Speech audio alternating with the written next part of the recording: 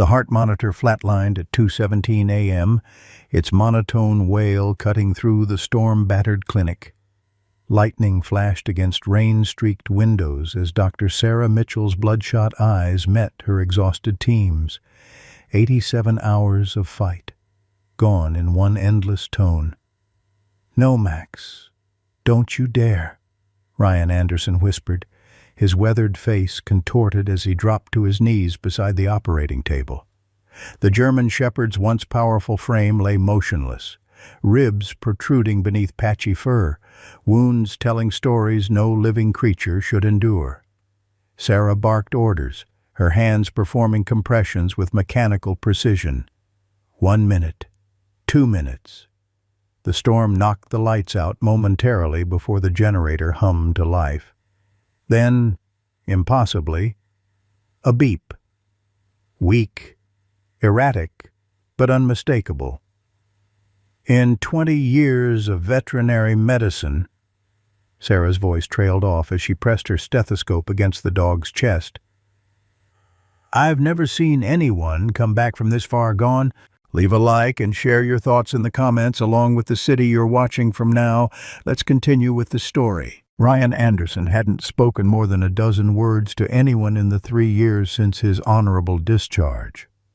At 38, the former Army Ranger moved through life like a ghost, haunting the edges of Bridgewater, Connecticut, a town small enough to notice him but gracious enough to respect his silence. His apartment above Wilson's Hardware was sparse and functional, much like his daily routine.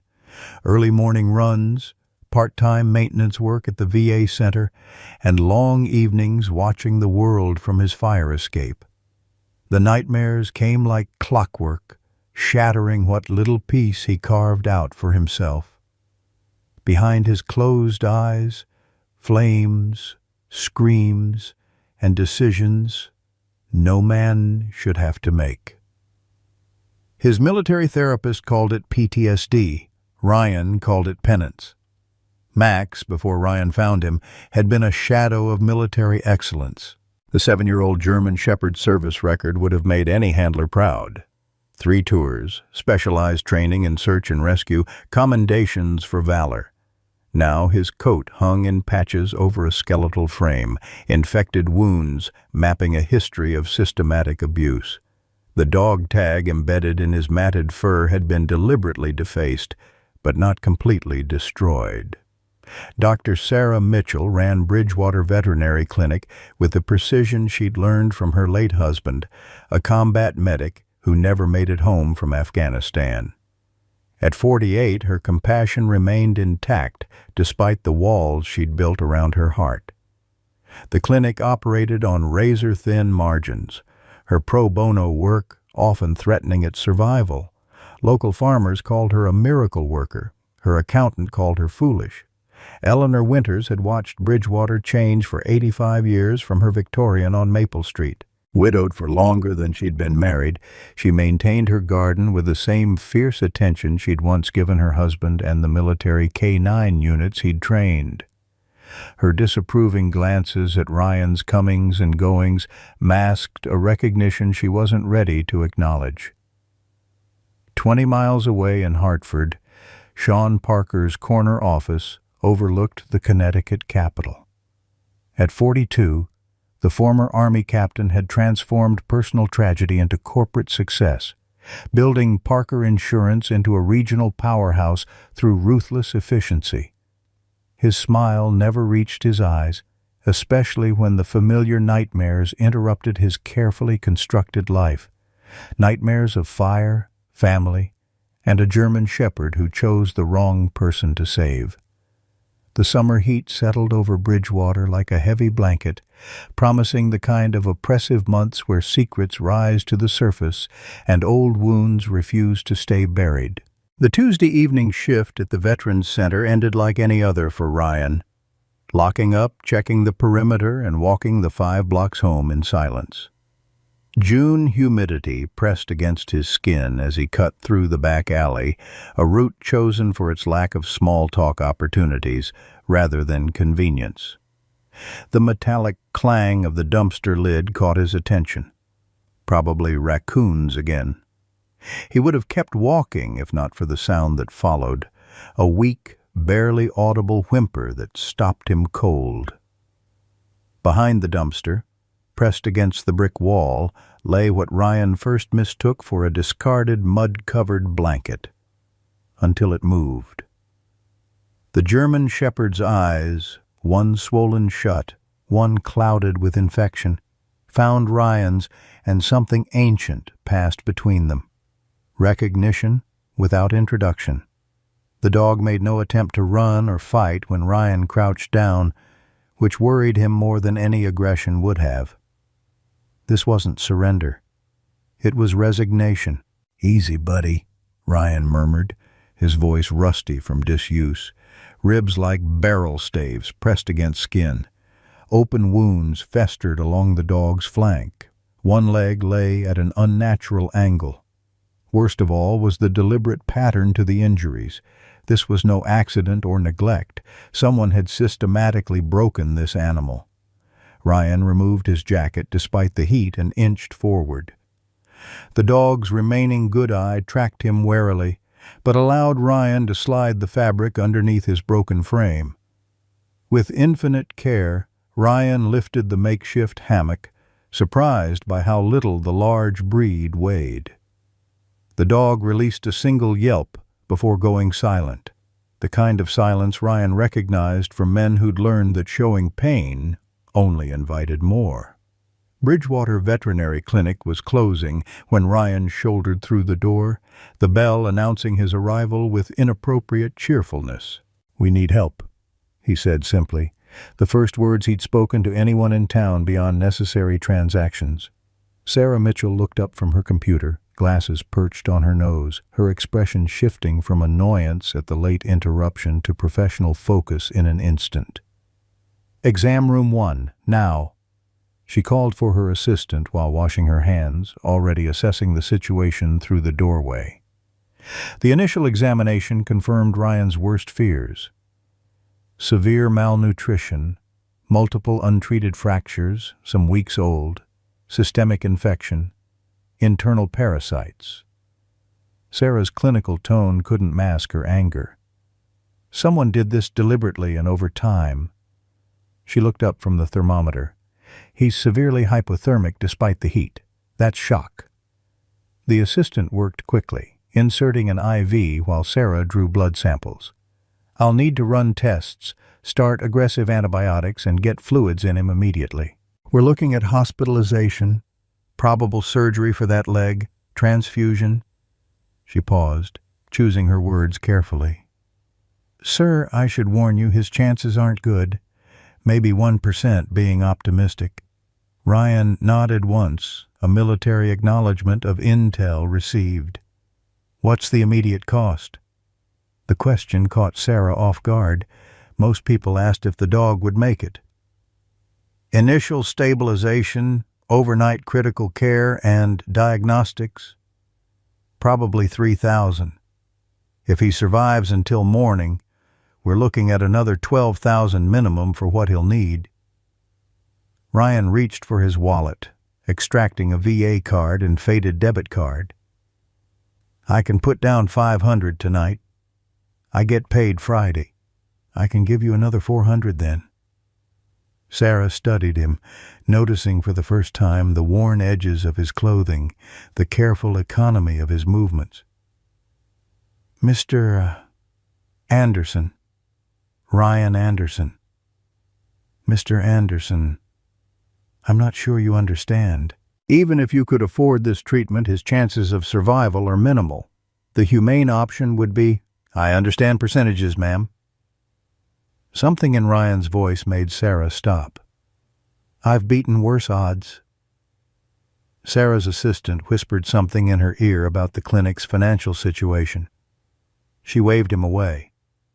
"We'll start treatment. I need you to fill out some paperwork. Does he have a name?" Ryan looked at the dog, now connected to monitors and fluids. "There's a tag under all that mess. Couldn't read it." The assistant carefully cleaned around the dog's neck, revealing a military-style tag that had been partially defaced. Looks like M-A-X. Then something scratched out. Max, Ryan repeated, the single syllable hanging in the air. Night fell as Sarah worked, her assistant eventually leaving at 10. She emerged from the treatment area at midnight to find Ryan still in the waiting room, sitting ramrod straight in a molded plastic chair. He's stable for now. Critical but fighting. You should go home, Mr. Anderson. We'll call if anything changes. Ryan didn't move. I'll stay, if that's all right. Something in his expression stopped her from arguing. There's a staff room with a couch. It's not comfortable, but I've slept worse places. He followed her to the small break room with its sagging couch and humming refrigerator. Sarah hesitated at the door. We're doing everything possible, but you should prepare yourself. Animals this compromised often don't make it through the first night. After she left, Ryan settled onto the couch, body aching from tension rather than the thin cushions. Sleep wouldn't come, hadn't come easily for years.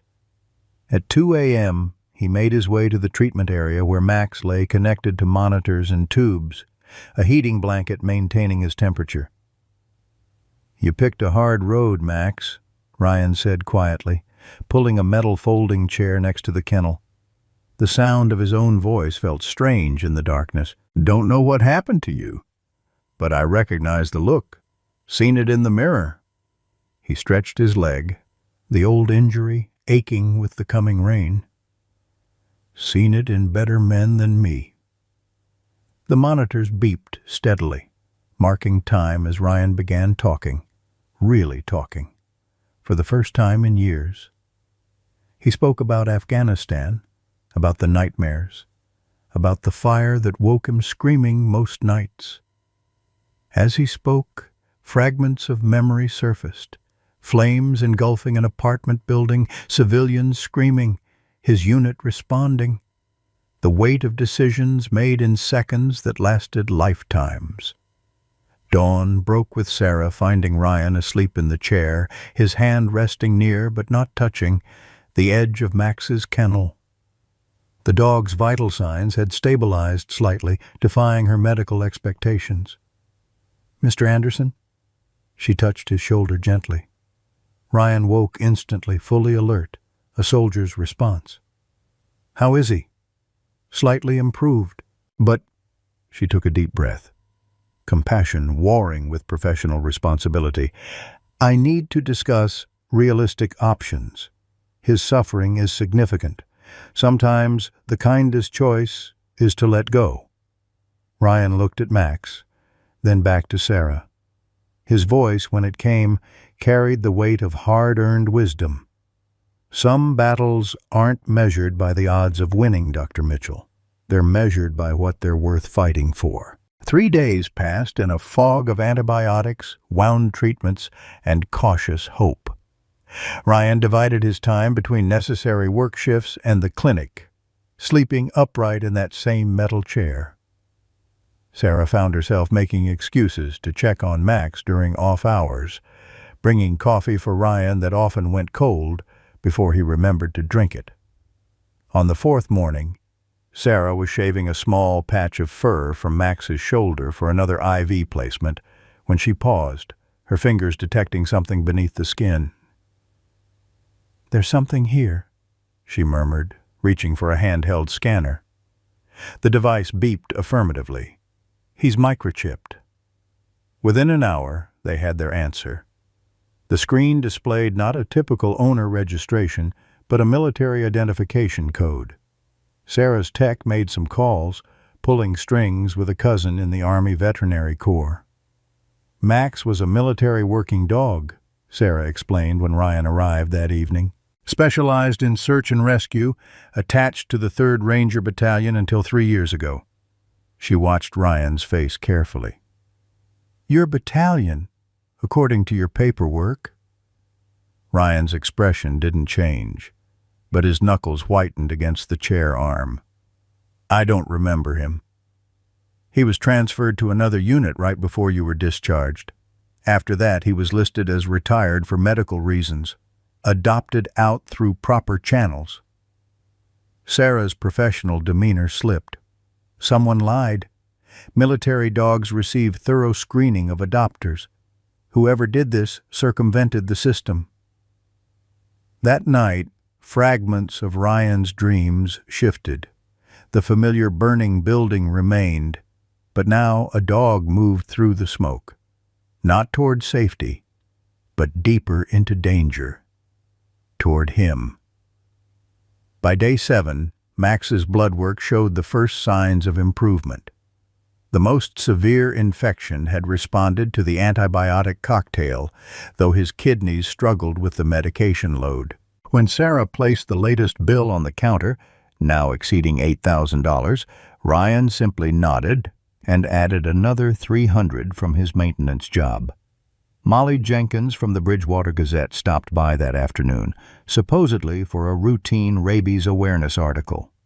Her real interest became clear when she spotted Ryan in the waiting room. "Mr. Anderson, I heard you rescued a military service dog. Mind if I ask a few questions?" Ryan declined comment, but Sarah, seeing opportunity, provided enough details to craft a story. 2 days later, "Local veteran fights to save military hero dog" appeared on page 3. The article included the clinic's contact information and a discreet mention of the mounting medical costs. Small donations began trickling in. $20 from the VFW post, $50 from the elementary school bake sale, spare change collected at Wilson's Hardware. A Facebook fundraiser launched by one of Sarah's vet techs raised nearly $700 in 3 days. Eleanor Winters read the article with pursed lips over her morning tea. That afternoon, she appeared at the clinic with a covered dish, sharply informing the receptionist, "Tell that Anderson boy that dogs need proper nutrition to heal, not that processed garbage they sell these days." She left without waiting for a reply. The dish contained homemade beef stew with rice, still warm, with a handwritten note listing ingredients specifically chosen for canine recovery. Similar dishes appeared every other day, always delivered with the same performative disapproval.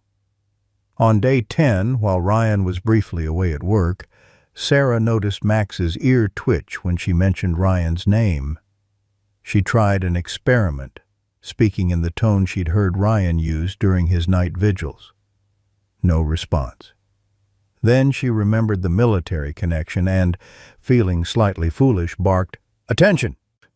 in her best drill sergeant imitation. Max's right ear twitched distinctly. His breathing pattern changed for precisely 8 seconds. When Ryan returned, Sarah showed him the noteworthy vital sign changes. "Try giving him a military command," she suggested. Ryan hesitated, then leaned close to Max's ear and quietly said, "Stand ready." The monitors registered an immediate spike in heart rate. Max's paw moved a centimeter, then stilled. "He hears you," Sarah whispered. "Somewhere in there. He knows who you are." That night, Ryan dreamed more clearly of the apartment fire.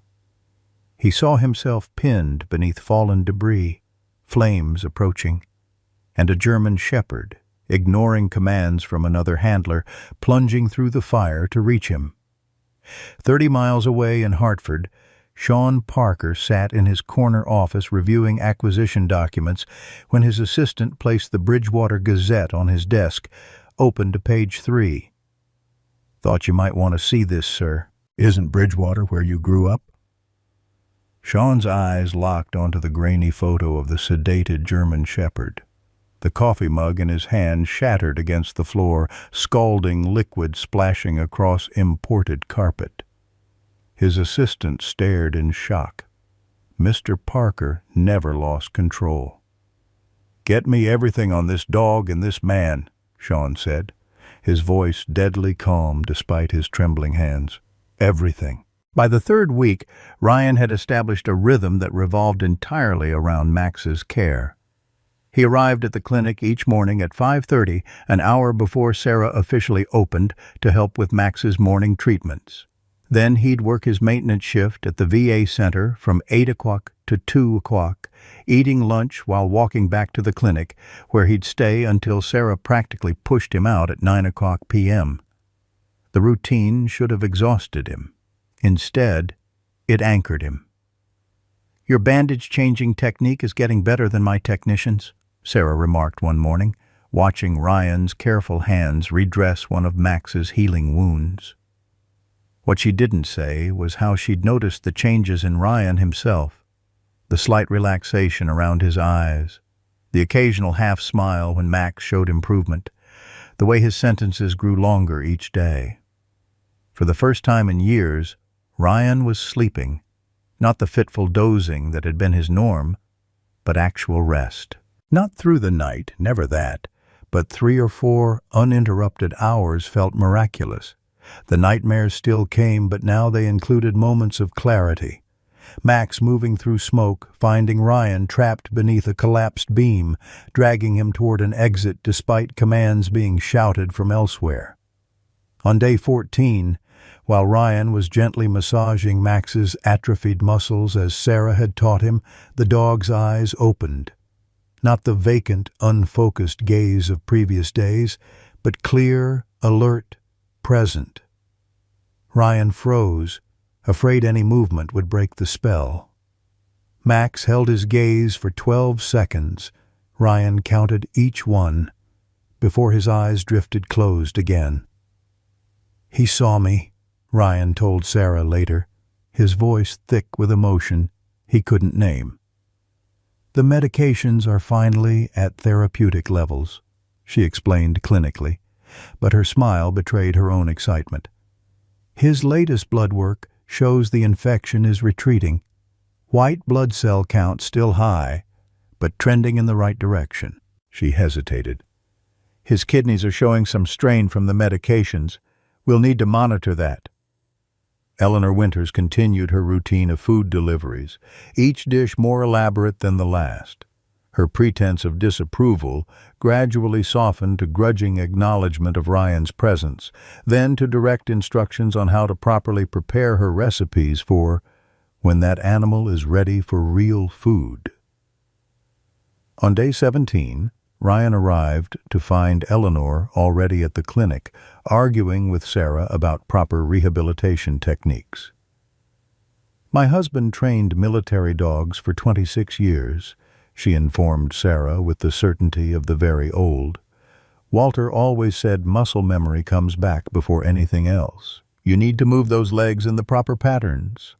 To Ryan's surprise, Sarah was taking notes instead of dismissing the older woman. Later, she incorporated Eleanor's suggestions into Max's physical therapy routine, and the results were promising: improved circulation, less muscle wastage, stronger vital signs during the exercises. "You should have seen her husband with those dogs," Sarah told Ryan while demonstrating the new technique. Walter Winters was a legend in service dog training. Half the K9 units in Vietnam used his methods. She smiled at Ryan's surprise. "Bridgewater's a small town. Everyone's connected if you dig deep enough." By day 21, Max was not only opening his eyes regularly, but tracking movement and responding to voices. The breakthrough came during Ryan's evening visit. He'd been talking softly as usual, telling Max about his day at the VA center when he mentioned a troublesome air conditioner unit. "Had to take the whole thing apart," Ryan said. "Reminded me of that time in Kandahar when the cooling system failed in the comm center, and we had to—" Max's head lifted slightly off the cushioned padding, eyes fixed on Ryan with unmistakable recognition. "Max?" Ryan whispered. The dog's tail moved, just once, a weak thump against the bedding, but intentional, deliberate. Sarah observed from the doorway, clipboard clutched to her chest, unwilling to interrupt the moment. When Max finally drifted back to sleep, She entered with suspicious brightness in her eyes. "That's the first time he's responded directly to you. He knows who you are, Ryan."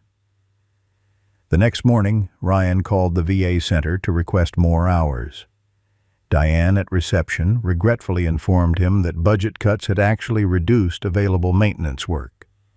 "But," she added hesitantly, "Tom over at Riverside Gardens is looking for weekend help with their landscaping. Hard work in this heat, though." Done. Ryan took the landscaping job, working Saturdays and Sundays from dawn until 2, then heading straight to the clinic. The additional income helped with Max's mounting bills, but it wasn't enough. At night, in his sparse apartment, Ryan began cataloging his few possessions, calculating their potential value. His grandfather's watch covered a week of antibiotics. His leather jacket paid for a specialized kidney function test. The collection of first-edition Hemingway novels, the only luxury he'd ever allowed himself, financed a consultation with a veterinary specialist from Hartford. What Ryan didn't sell was the small wooden box containing his military medals, not from pride, but because they'd fetched too little to justify the loss. The clinic's receptionist started a 3-ring binder for the cards and letters that arrived for Max. Children from the elementary school sent crayon drawings of German shepherds with bandages and superhero capes. Veterans from the local VFW post dropped by, many sitting silently with Ryan during his vigil, understanding without explanation. June melted into July, bringing suffocating humidity that stressed the clinic's aging air conditioning system.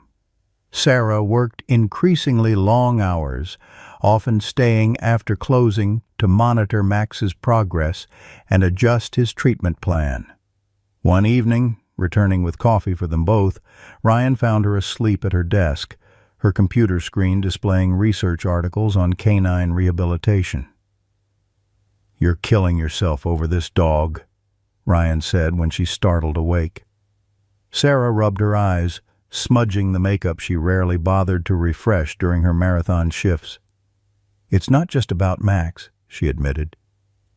"It's about—" She gestured vaguely, unable to articulate something fundamental.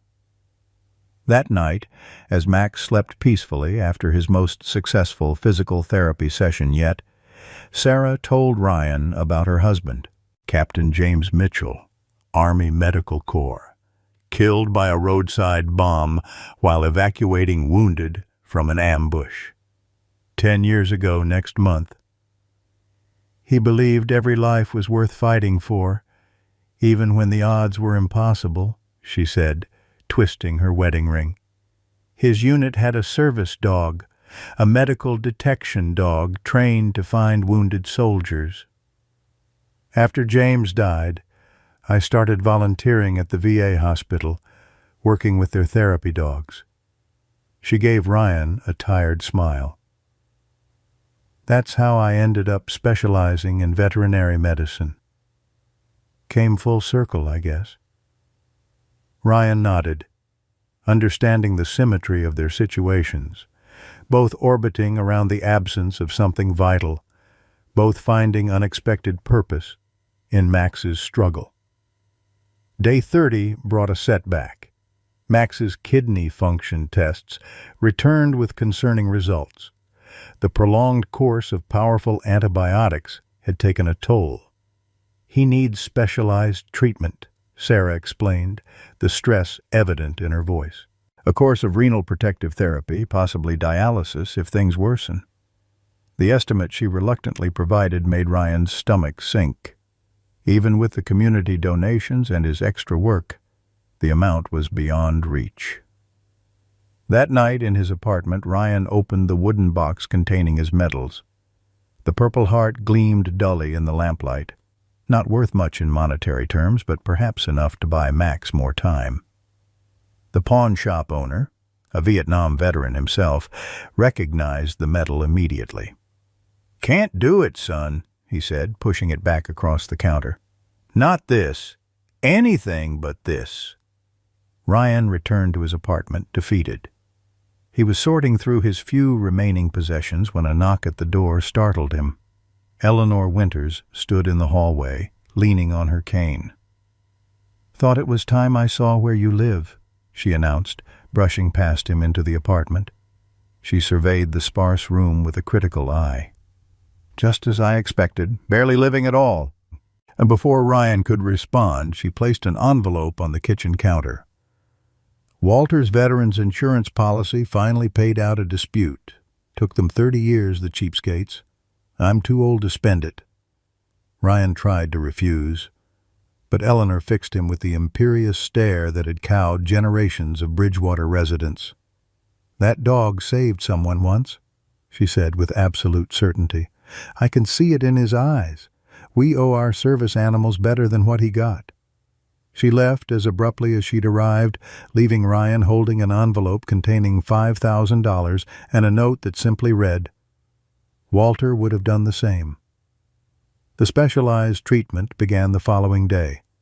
Max responded well initially, his eyes brighter, his movements more deliberate.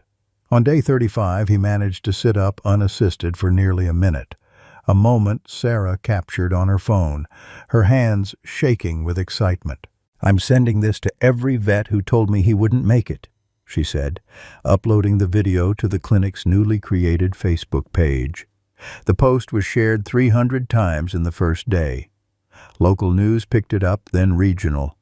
A reporter from Hartford visited, writing a feature that included Max's military background and the community's efforts to save him. Someone created the hashtag #MaxTheWarrior, which quickly gained traction beyond Bridgewater. Ryan, uncomfortable with the attention, focused instead on Max's physical therapy. Following Eleanor's guidelines and Sarah's medical expertise, he worked with Max for hours each day. Gentle resistance exercises, range of motion work, even hydrotherapy in a kiddie pool behind the clinic. Max's progress was slow but undeniable, each small victory celebrated by an expanding circle of supporters. As Max grew stronger, so did the fragments of memory in Ryan's dreams. The burning apartment building took clearer shape, a residential complex near their forward operating base in Afghanistan. Ryan saw himself entering with his unit, despite civilians shouting that the structure was unstable. He remembered searching room by room, the air thick with smoke, communication growing chaotic over the radio. In the dreams, he now clearly saw Max working with another handler, a tall officer giving commands as Max systematically searched for survivors. Ryan remembered reaching the top floor, finding a family trapped in a bathroom, passing the children out to his team. Then the ceiling collapsing, trapping him, the radio crackling with evacuation orders. And Max, breaking away from his handler, ignoring commands, fighting through debris to reach Ryan, dragging him toward a narrow passage to safety. The officer shouting, his voice filled with anguish, "Max! Heal! There's a child still missing." But Max continued pulling Ryan to safety, even as flames engulfed the remaining section of the building. Ryan woke from these dreams sweating but no longer terrified, piecing together what had happened. Why Max had been transferred from his unit, why someone might have wanted to punish this dog who had followed his instinct rather than his orders. On day 42, Sarah cleared Max for his first tentative steps. Ryan stood 3 feet from Max's bed, heart pounding as the dog struggled to his feet. Max swayed, legs trembling, determination evident in every line of his body. Then, painstakingly, he took one step toward Ryan, a second, a third. His strength gave out on the fourth, but Ryan caught him before he could fall, cradling the dog against his chest. "You did it, buddy," Ryan whispered, not caring that Sarah was filming, that the techs were wiping away tears, that Eleanor was clasping her hands like she was witnessing a miracle. In a way, she was. The video of Max's first steps went viral overnight. Max, The warrior trended briefly in the northeast. Donations flowed in from around the country, not enough to cover all his treatment, but sufficient to ensure it could continue. Children sent homemade dog toys. Veterans sent patches and unit insignia to decorate Max's recovery area. On day 45, a large bouquet arrived at the clinic with a note requesting information about Max's prognosis. The sender identified himself as a former military officer interested in service animal welfare. Sarah, distracted by an emergency case, asked her receptionist to provide general details about Max's recovery. That evening, as Sarah was reviewing Max's latest test results, kidney function stabilizing, weight gradually increasing, infection finally cleared, her phone rang. The clinic's security company reported that their motion sensors had been triggered. Probably just the summer storm blowing open that sticky back door again, Sarah thought as she drove back to check. She was retrieving her keys when she noticed an expensive black sedan parked across the street, engine running. A tall man in a business suit sat in the driver's seat, watching the clinic intently. Something about his posture, his focused attention, raised the hair on Sarah's neck. She hurried inside, double-checking all the doors before looking in on Max. The dog was awake, ears pricked forward, a low growl rumbling in his chest, the first vocalization he'd made since Ryan found him. When Ryan arrived the following morning, Sarah shared her concerns. Something spooked Max last night, and there was a man watching the clinic. Ryan's expression hardened. What did he look like? Tall, expensive suit, driving a black Audi, military bearing. Ryan nodded slowly, pieces falling into place. I think I might know who's interested in Max, and why. As if confirming his suspicion, Max's entire demeanor had changed. The relaxed progress of recent days replaced by hypervigilance, his eyes constantly tracking the doorway, his body tense despite his weakness. He's afraid, Ryan said quietly. Not just anxious, genuinely afraid. Sarah checked her watch. I need to step out for supplies. Will you stay with him until I get back? After she left, Ryan sat beside Max, speaking softly, trying to ease the dog's obvious distress. Outside, summer thunder rumbled as another afternoon storm approached. Ryan was demonstrating a new therapy exercise when Max suddenly froze, his gaze locked on the clinic's front entrance, a tremor running through his body. Ryan turned to see a tall man standing in the doorway, impeccably dressed despite the building heat, his face instantly recognizable despite the passing years.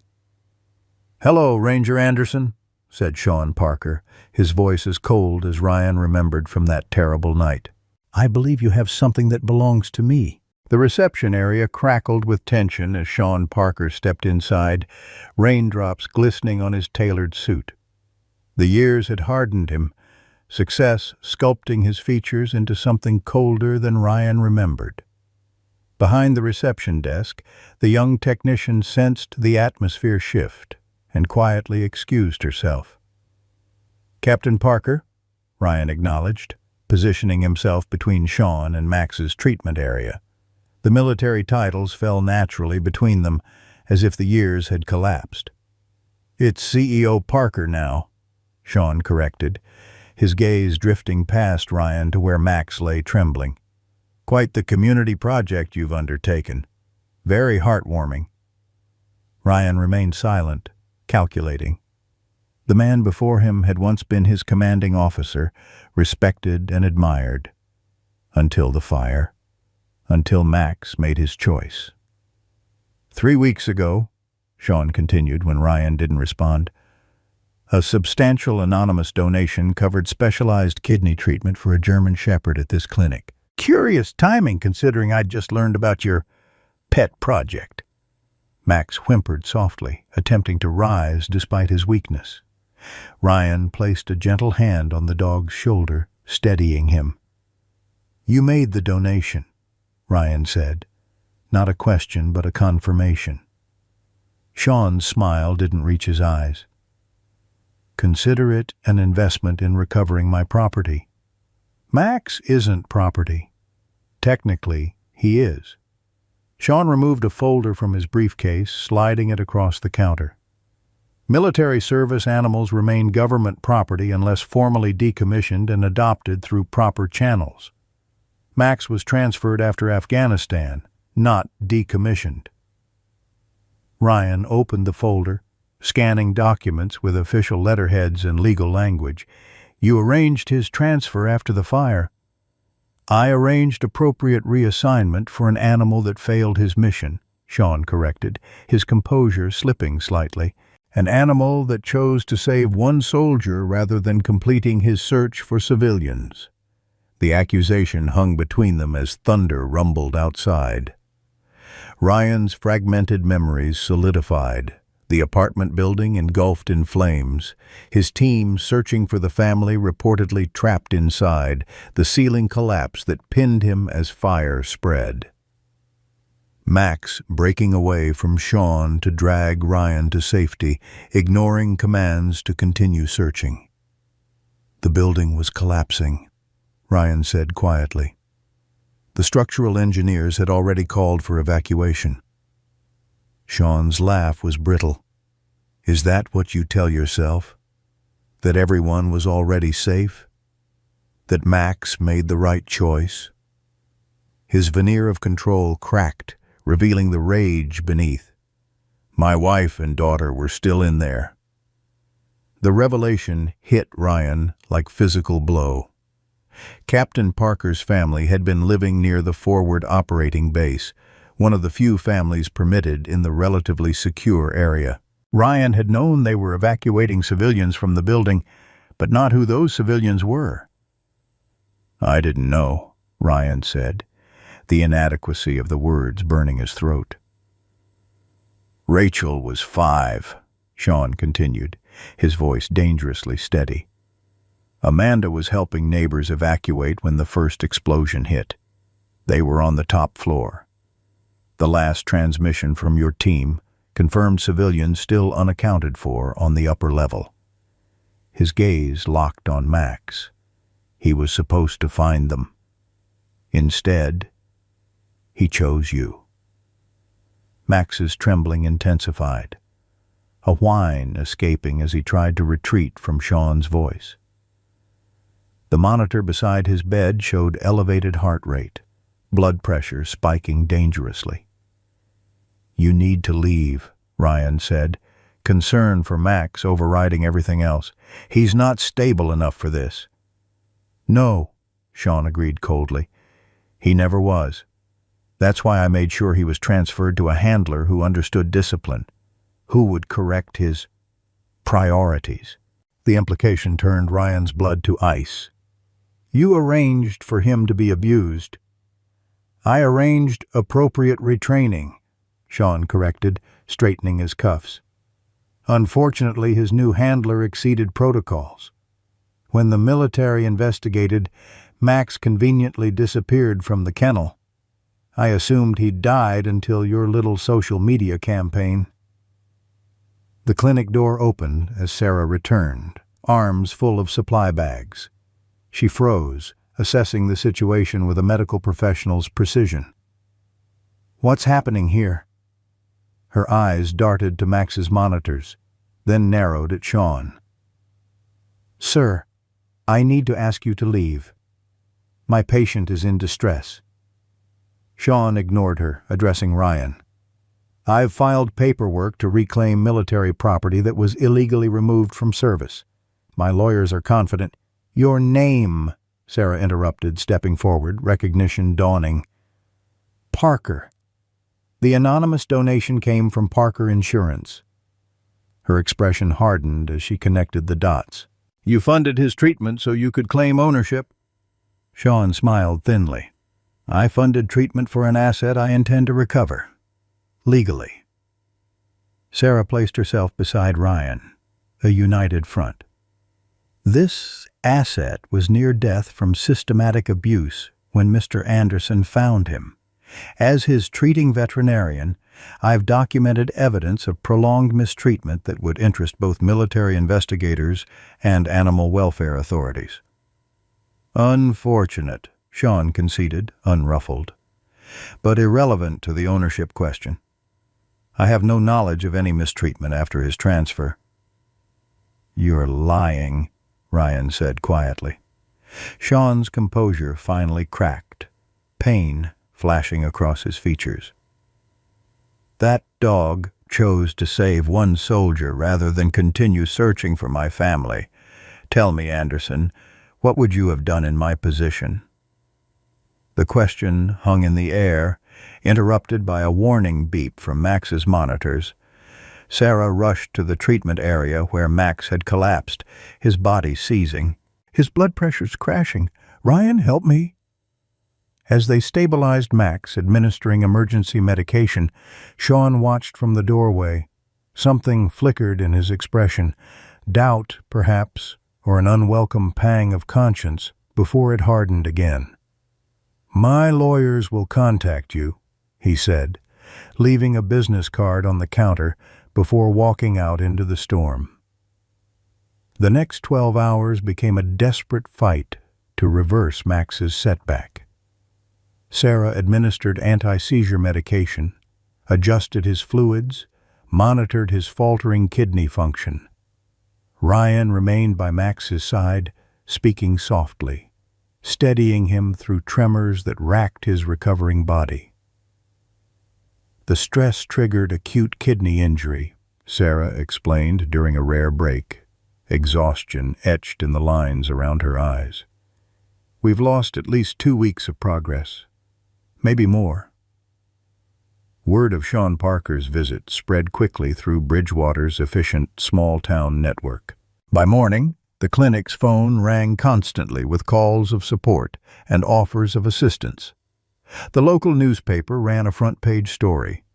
Corporate CEO threatens beloved rescue dog, complete with Max's recovery photos, juxtaposed with Parker Insurance's imposing Hartford headquarters. Online, the backlash was immediate and fierce. #boycott Parker Insurance began trending regionally. Veterans groups issued statements supporting Max and Ryan. The clinic's Facebook page received thousands of messages, many from military families sharing stories of service animals that had saved their loved ones. His company's stock dropped 8 points this morning, Sarah reported, showing Ryan a news article on her phone. The board called an emergency meeting. Ryan shook his head, no satisfaction in the knowledge. This isn't about public opinion for him. It's personal. Eleanor arrived that afternoon, her weathered face grave as she surveyed Max's deteriorated condition. Setbacks are part of healing, she said matter-of-factly, placing her usual food container in the small refrigerator. She fixed Ryan with a penetrating stare. Walter came back from Vietnam with pieces missing. Some you could see, most you couldn't. Rage ate at him like cancer. She settled into the chair beside Ryan, her arthritic hands smoothing imaginary wrinkles from her dress. One night, during the worst of it, I asked if he hated the men who'd planted the mine that took his leg. Know what he said? Ryan shook his head. Hating them is like drinking poison and expecting them to die. Eleanor's gaze drifted to Max's sleeping form.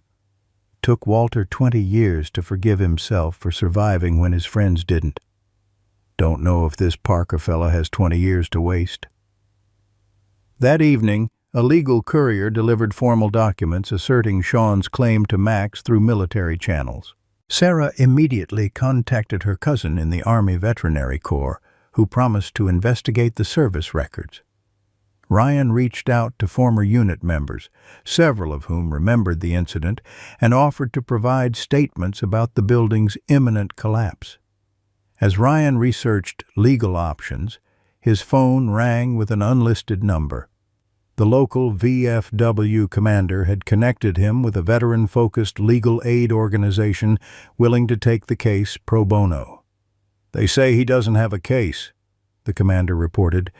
"Military working dogs have been reclassified as personnel, not equipment, since 2016. His documentation is outdated." Ryan should have felt relieved.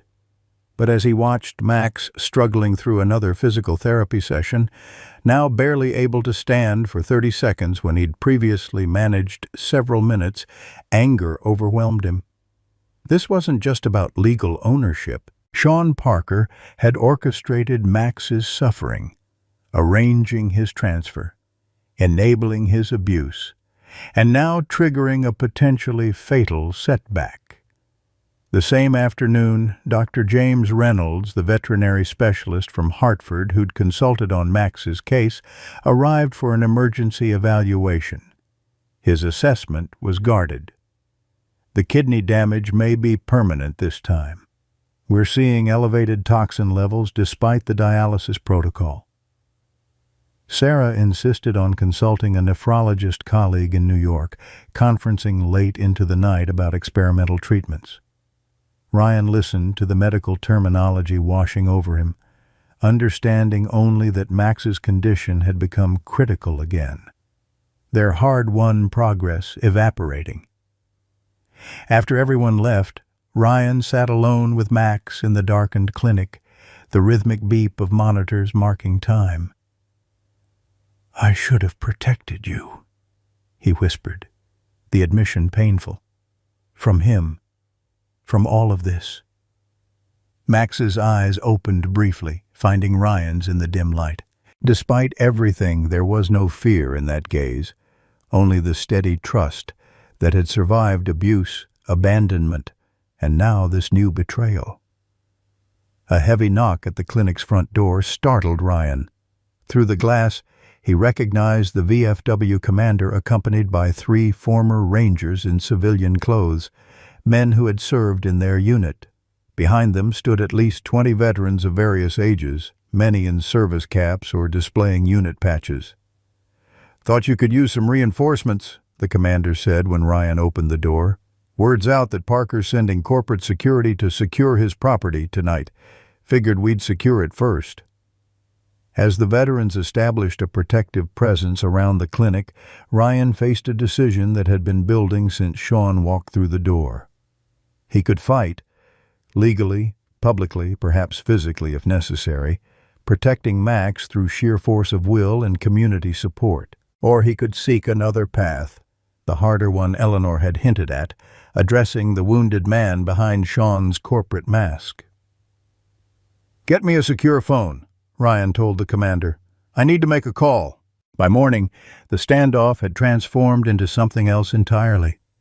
Veterans from 3 counties established a rotation schedule outside the clinic, their presence quiet but unmistakable. The Bridgewater Gazette ran a front-page story with a photo of former service members standing vigil, veterans of conflicts spanning from Vietnam to Afghanistan, united in purpose. "Community stands guard for Hero Dog," declared the headline, beneath which reporter Molly Jenkins detailed Max's military service and Ryan's rescue efforts. "This isn't just about one dog," Vietnam veteran Frank Simmons told the paper.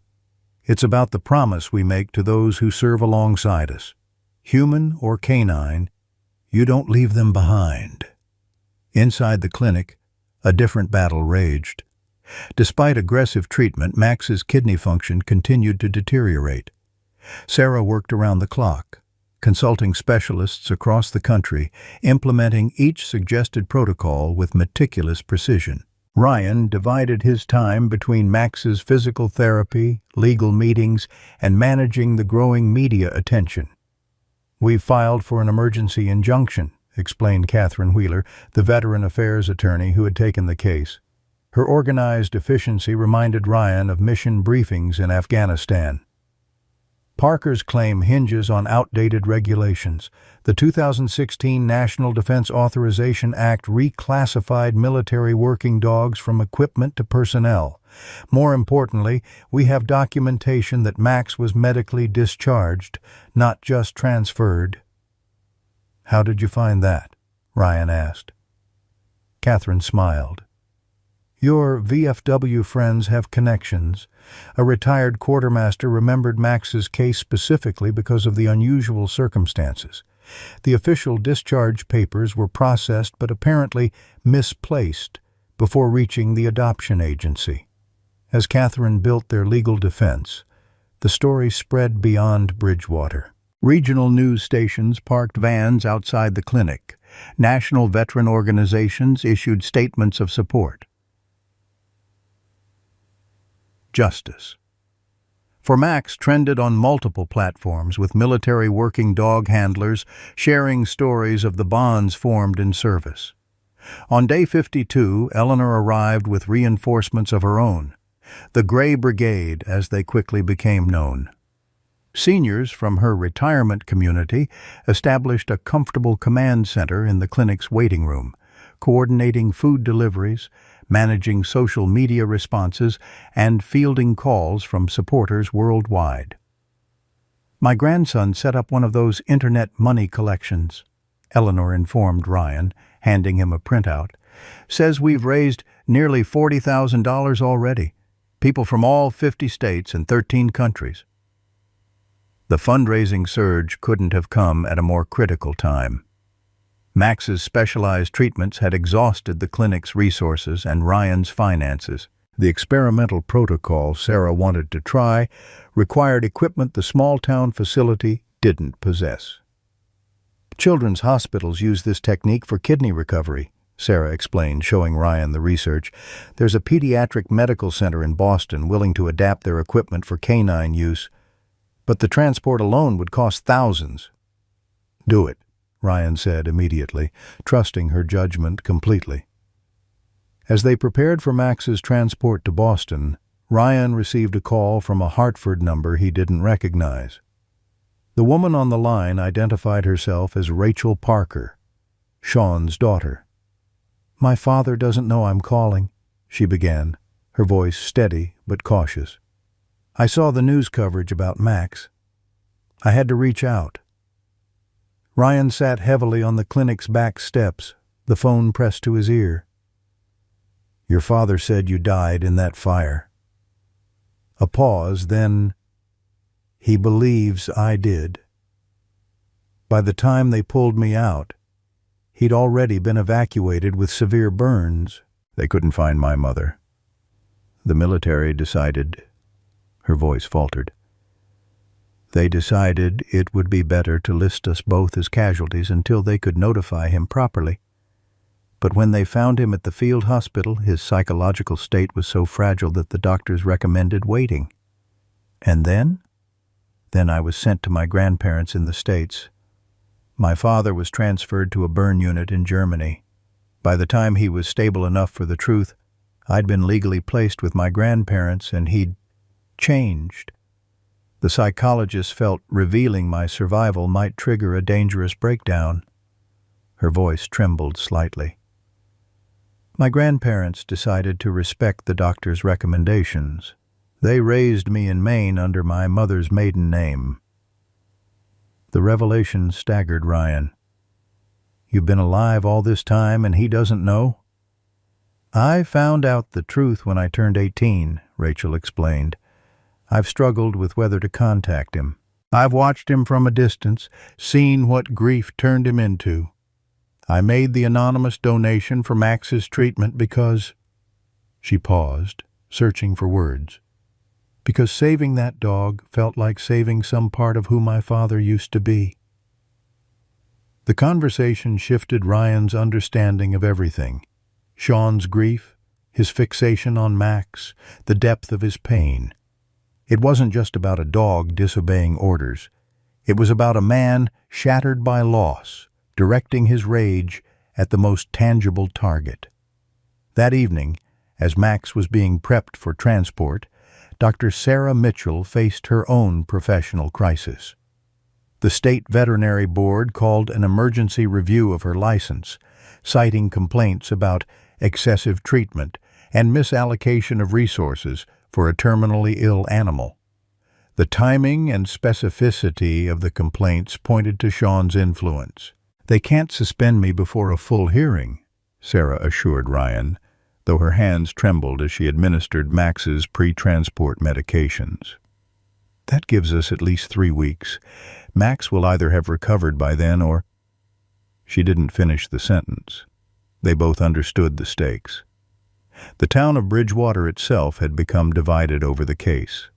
While most supported Max and Ryan, others questioned the resources being dedicated to a dog when the town's food bank struggled for donations and the school needed repairs. The debate spilled over into town council meetings, church gatherings, and diner conversations. Pastor Mitchell from the First Baptist Church addressed the division in his Sunday sermon. "Some ask why we give so much to an animal when humans are suffering. I ask instead, when did compassion become a limited resource? When did we decide that opening our hearts to one being closes them to another?" His words resonated beyond his congregation. Local businesses began donating portions of their proceeds to both Max's treatment fund and the food bank. The elementary school organized a dual fundraiser for Max and school repairs, raising more for both than either had received separately. Amidst the growing community movement, Max continued his fight. On day 58, the experimental treatment showed its first promising results: improved kidney function, better blood work, more stable vital signs. Sarah sent hourly updates to the Boston specialists, who adjusted protocols in real time. Day 60 marked a milestone that no one had dared anticipate. During his morning physical therapy, with Ryan providing gentle support and Eleanor recording on her grandson's iPad, Max stood independently for nearly 2 minutes. Then, as the clinic staff watched in stunned silence, he took 4 deliberate steps toward Ryan before his strength gave out. The video of those steps, posted by Eleanor's grandson with the caption, "They said he'd never walk again," had Max the Warrior, garnered over 3 million views in 24 hours. News vans descended on Bridgewater in even greater numbers. Veterans groups organized a motorcycle procession past the clinic in salute. Children left handmade cards and dog toys in a growing pile by the entrance. Through it all, Max continued his grueling physical therapy, adding steps each day, rebuilding atrophied muscles through sheer determination.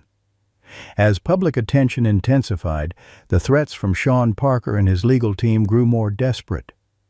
Catherine Wheeler fielded increasingly aggressive communications, some implying investigations into Sarah's medical practices, others threatening to scrutinize Ryan's military discharge. "He's getting desperate," Catherine observed after a particularly hostile call. "His board of directors is pressuring him to drop the whole thing. The publicity is killing their stock value." Ryan nodded, but his mind was elsewhere, on Rachel's revelation, on Sean's hidden pain, on the possibility that this conflict could end with something other than destruction. He had placed a call of his own the previous evening, requesting a private meeting away from cameras and supporters. His phone vibrated with a text response as Max completed his afternoon therapy session. "Tomorrow, 7 a.m., the old fire tower at Bridgewater State Forest. Come alone." As Ryan helped settle Max for the evening, the dog's eyes followed him with increasing awareness.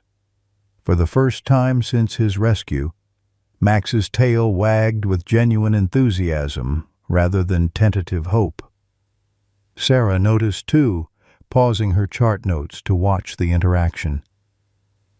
"Whatever happens with Parker," she said softly, "you've already won the battle that matters."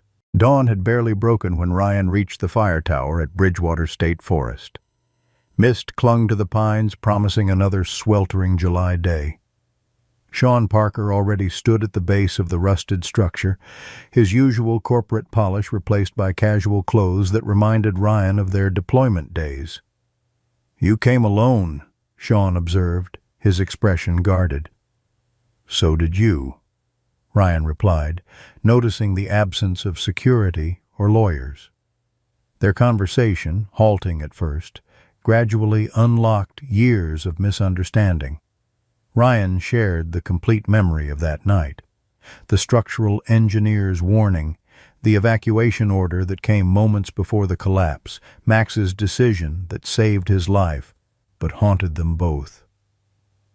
"I've blamed that dog for years," Sean finally admitted, staring out at the forest.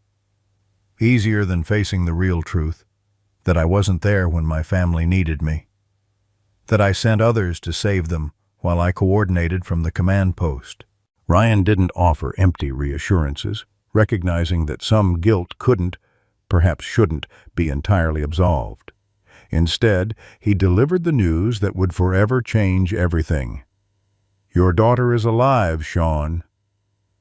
The revelation hit with physical force.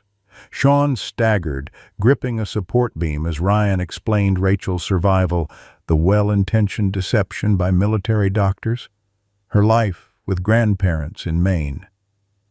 Sean's composure crumbled completely, decades of grief transforming into something beyond words.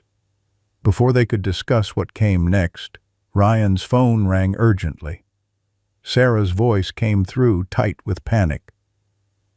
"The storm knocked out power across town. Our generator's failing.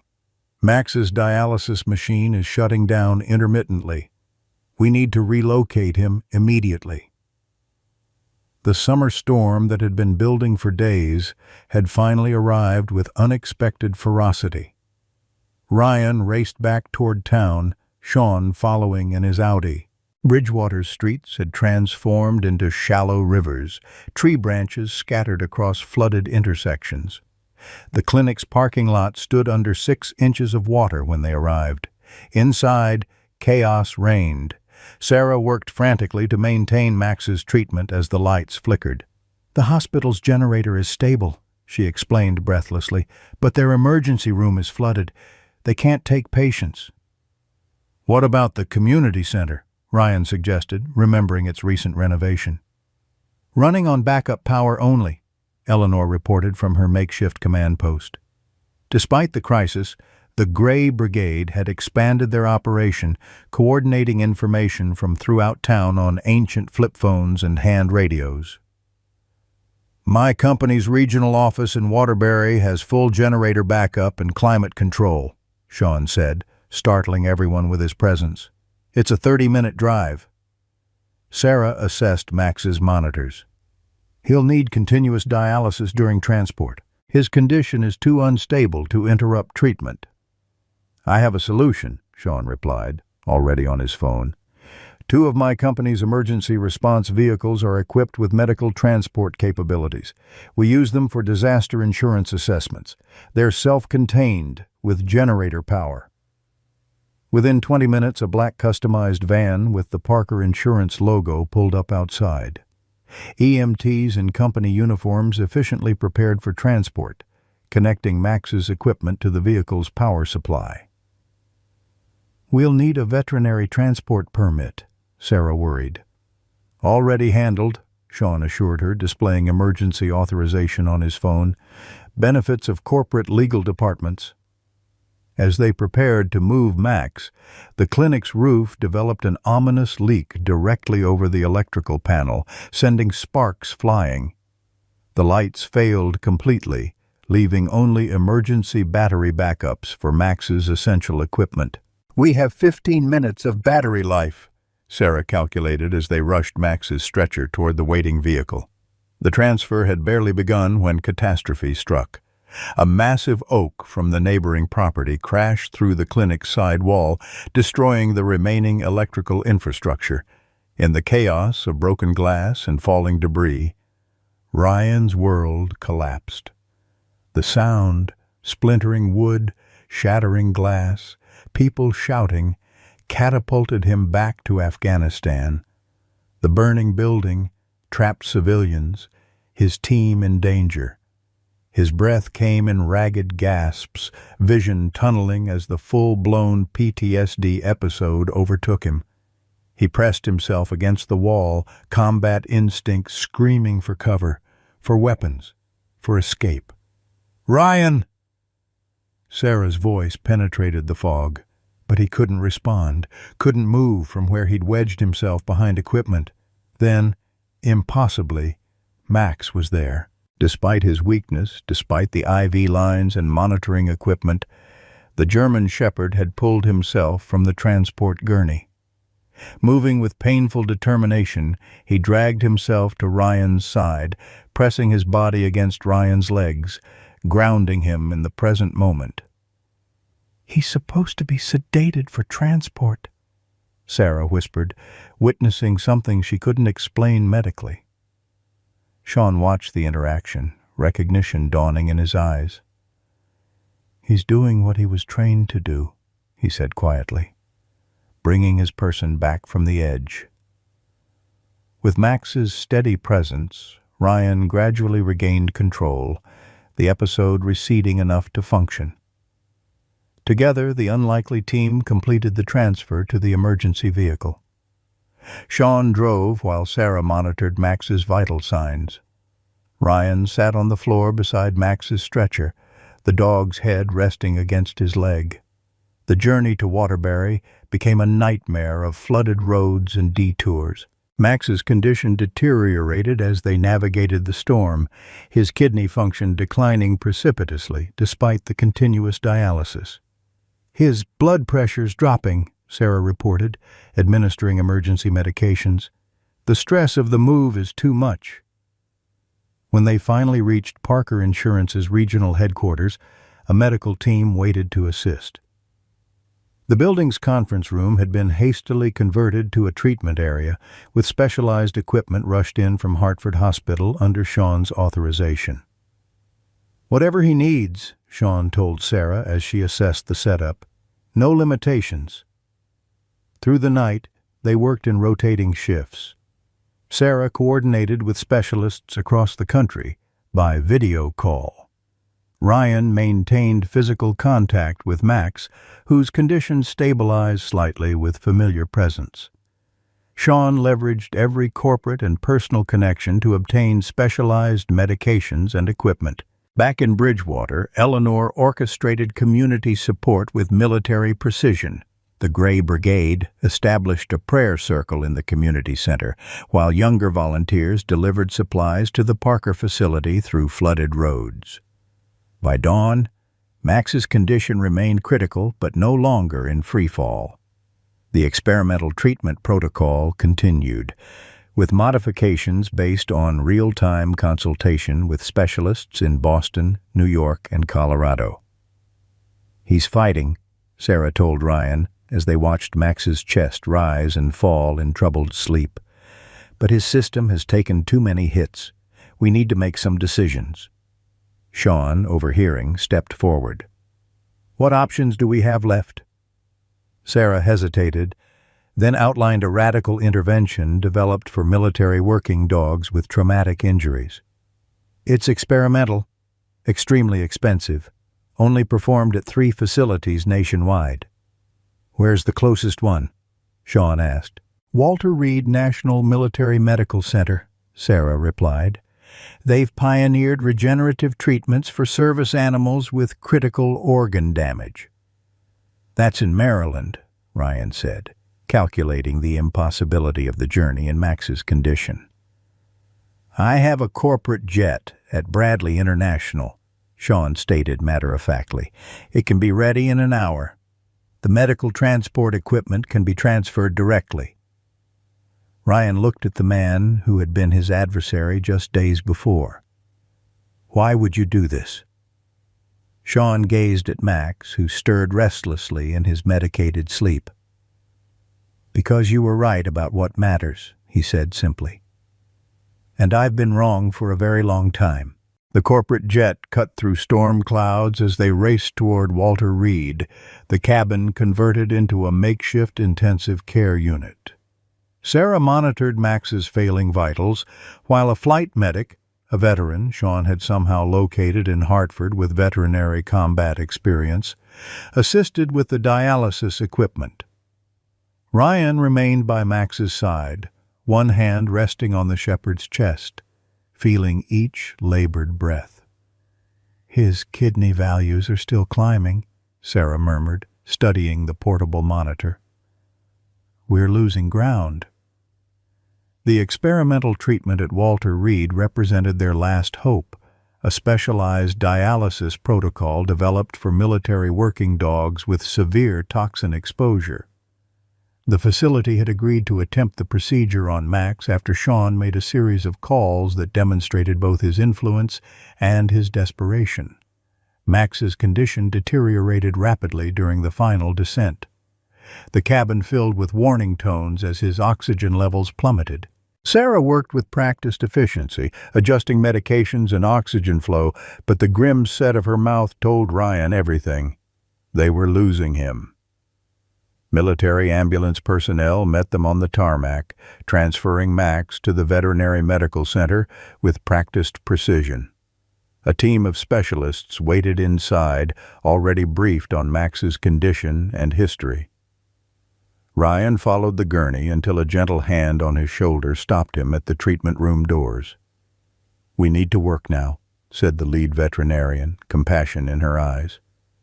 "Someone will update you shortly." The waiting area became their silent battleground. Ryan paced while Sarah consulted with the medical team by phone. Sean made calls, his voice low and urgent, leveraging every connection from his military and corporate life. 3 hours passed without news. When the door finally opened, the veterinarian's expression confirmed Ryan's worst fears. "We've tried everything in our protocol," she said quietly. "His organs are shutting down systematically. I'm so sorry." "Can I see him?" Ryan asked, his voice hollow. They found Max connected to more machines than seemed possible for his frail body. Monitors tracked his failing systems with merciless precision. Ryan knelt beside the treatment table, one hand finding its place on Max's chest, where sparse fur had been shaved away for equipment access. "You fought so hard, buddy," he whispered. "No one would blame you for resting now." Sarah stood at the monitors, a professional mask hiding her devastation as she watched Max's readings. Sean remained near the door, an outsider to their intimate circle of grief, yet somehow essential to its completion. The warning tones changed pitch, becoming more urgent. "His heart rhythm is deteriorating," Sarah translated unnecessarily. The pattern on the screen told its own story. Then, with devastating simplicity, the erratic peaks flattened into a single, unbroken line. The harsh monotone of cardiac arrest filled the room. "No," Ryan breathed, his composure finally shattering completely. "Max, please, not like this." The medical team moved with practiced efficiency, administering cardiac medications, attempting resuscitation. Ryan refused to move from Max's side, his body shielding the dog from the clinical chaos around them. "Time of arrest, 15:43, someone said after 97 seconds of futile intervention. The room fell into a terrible stillness, broken only by the continued flatline tone, until someone mercifully silenced it. "I should have gotten to him sooner," Ryan said, his voice raw with a confession that had waited years to emerge.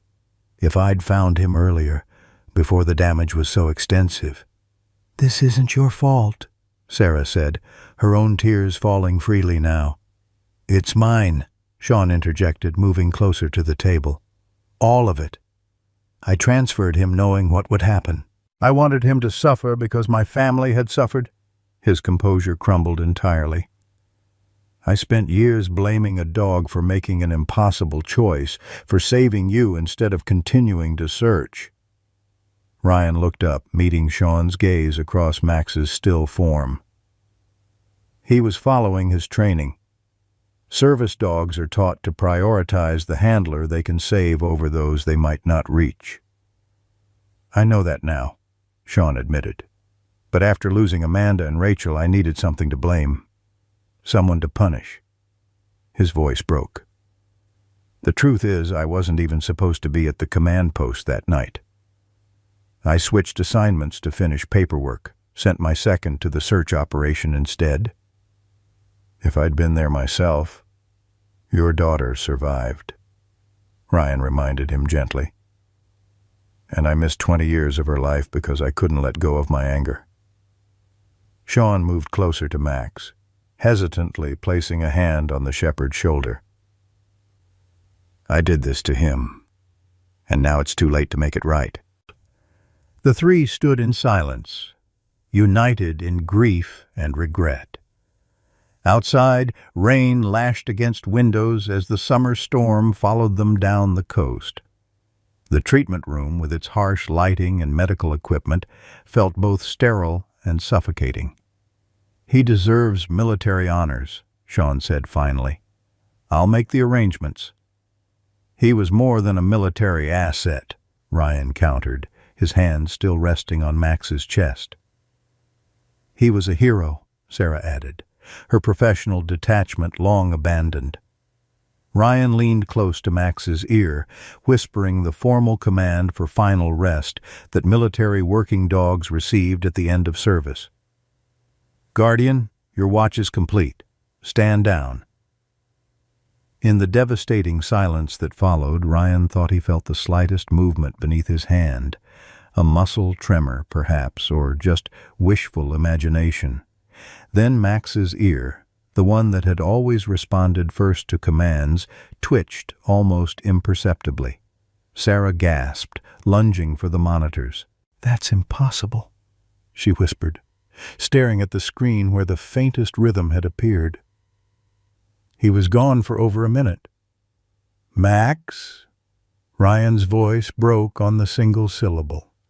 The cardiac monitor beeped weakly, then again with slightly more strength. Some call it a miracle, but perhaps it's something more profound, the undeniable power of love, loyalty, and second chances. Max's journey from abandoned military hero to beloved survivor reminds us that our most meaningful victories often come after our darkest moments. When that cardiac monitor began beeping again at Walter Reed, it wasn't just Max's heart restarting. It was Ryan finding purpose, Sarah rediscovering faith, Sean embracing forgiveness, and Eleanor witnessing her late husband's legacy continue. Like Max, many of us have faced our own battles, health challenges, loss, regret, or loneliness. But his story teaches us that healing happens in community, that purpose can find us when we least expect it, and that it's never too late for a new beginning. The bonds formed between strangers united by compassion created something miraculous in Bridgewater, reminding us that family isn't always blood, and heroes come in all forms, even on four legs. Has an animal ever helped you through a difficult time in ways humans couldn't?